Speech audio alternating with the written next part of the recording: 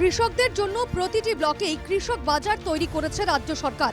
কৃষকদের উৎপাদিত পণ্য বিক্রিতে সাহায্য করতেই এই পরিকল্পনা। চুচুড়া মগরা ব্লকের আদি সপ্তগ্রামে জিটি রোডের পাশে তৈরি হয়েছিল কৃষক বাজার। সেখানে তৈরি হয়েছিল প্রশাসনিক ভবন, কৃষকদের বিশ্রামের জায়গা, পণ্য বিক্রির জন্য শেড।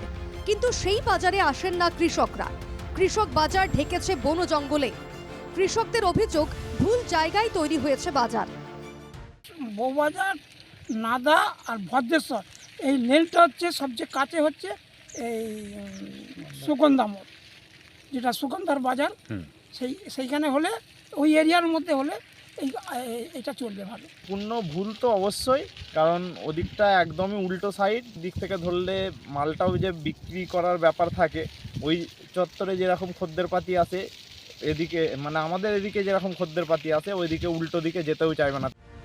যে জায়গায় কৃষক বাজার সেখানে তেমন চাষবাস হয় না, সম্ভবত সে কারণেই কৃষক বাজারে কৃষকরা আসেন না, বলছেন চুচুড়া মগরা পঞ্চায়েত সমিতির সভাপতি।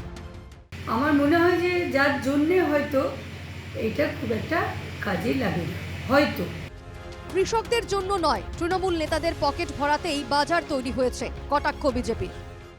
মাথায় রেখে এই বাজার তৈরি হয়নি। তৃণমূল নেতারা বুঝতে পেরেছে যেই প্রজেক্টটা যদি এখানে আনা যায় তাহলে তাদের পকেটে বেশ কিছু কাটমানি ঢুকবে। সেই উদ্দেশ্যেই এই বাজারটা এইরকম জায়গায় করা হয়েছে। যে জায়গায় চাষবাস হয় না সেখানে তৈরি হয়েছে কৃষক বাজার।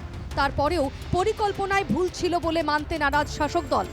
লাখ লাখ টাকা খরচ করে বাজার তৈরি হলেও তা কাজে লাগছে না কৃষকদের। সরকারি অর্থ খরচের পরেও কৃষকরা যে তিমিরে ছিলেন সেখানেই পড়ে রয়েছেন। হুগলি থেকে প্রবীর প্রামাণিকের রিপোর্ট, এনকেটিভি বাংলা।